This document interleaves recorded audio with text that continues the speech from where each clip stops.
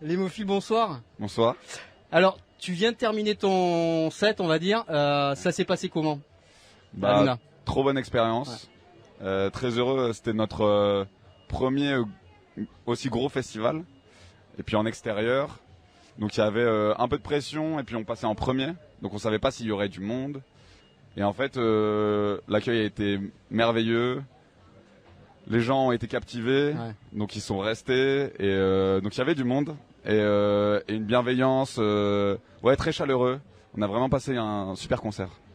Alors les gens te connaissent pas beaucoup peut-être. Tu peux rappeler un petit peu d'où tu viens? Okay. Je crois qu'il y a de grosses influences poétiques. Rimbaud, j'ai vu Césaire. Là, t'as mis la barotte. Hein. Ah oui, non, mais... Je me compare pas à ces génies. Hein. À quand remonte cet amour de la poésie?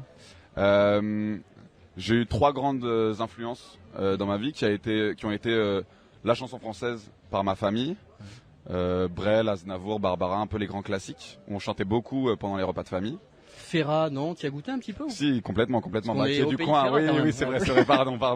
Ah, tu me rassures. Si, mais bien sûr. La montagne, évidemment. Voilà, ma France. La France. Et voilà. Un chef-d'œuvre. Bref. Mais du coup, si, bien sûr, ce genre de grands interprètes. Ouais.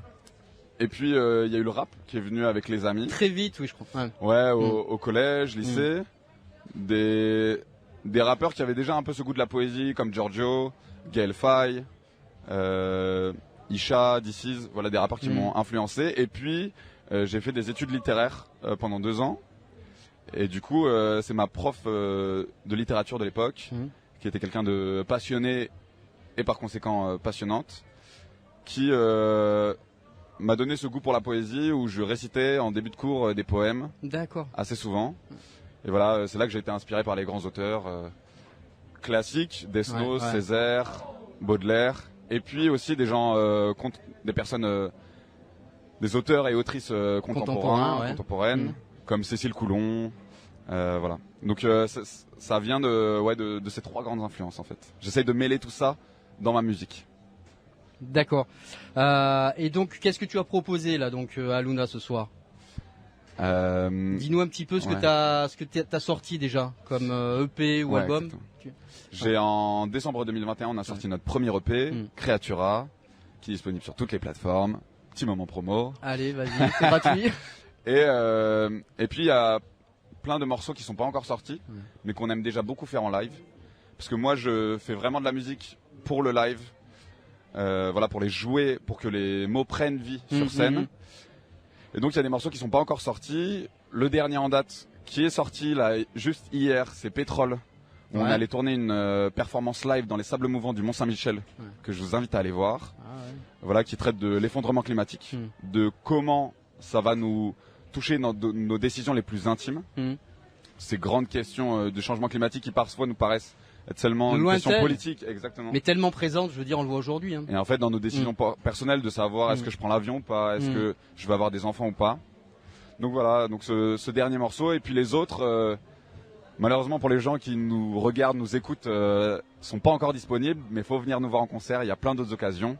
Voilà, donc pour justement, venir découvrir là, des tu morceaux. une perche, on va pouvoir te voir où cet été? Alors cet été, pas trop loin, au Chambon-sur-Lignon. Voilà, en Haute-Loire, un peu plus au nord. Voilà, exactement. Moi, j'ai grandi là-bas. Donc voilà, au festival Résilience, vendredi 7 juillet. Et puis, s'il y a des Parisiens, même si je sais qu'on n'aime pas trop les Parisiens ici. Mais ils viennent aussi ici. Ouais, voilà, c'est ça. Tu peux t'adresser à eux. Allez faire les touristes aussi là-bas. Allons faire le chemin inverse. Et du coup, on sera le 6 juillet à l'Académie du Climat. Justement pour que, autour de cette chanson Pétrole, il y ait plus que des mots et qu'il y ait des actions. Donc on met en place une scène pour libérer la parole autour de l'éco-anxiété. Et puis justement montrer que l'art peut sauver le monde. C'est ma conviction. Et on aura la chance de jouer dans un autre gros festival qui est le Lollapalooza, le dimanche 23 juillet. Voilà, on joue le même jour que Kendrick Lamar, ce qui n'a un peu aucun sens. Plus grand rappeur là actuel. D'accord. Voilà, donc on est très très heureux. Voilà, où vous pouvez nous voir cet été. Eh ben allez-y, foncez. Un jeune, très, très jeune, t'as 22 ans je crois. 23. 23. Excuse-moi. Mais beaucoup d'avenir en tout cas. Merci beaucoup. Voilà, merci à toi. Merci. À bientôt, au revoir. Merci. Et puis ça suffit. Je perds la raison. Même les cinglés me traitent de fou et ils ont raison. Je perds la tête quand tu baises mon cou, je perds la raison. Même les cinglés me traitent de fou et ils ont raison. Je perds la tête quand tu baises mon cou. Si on se voit la nuit, je veux plus vivre le jour.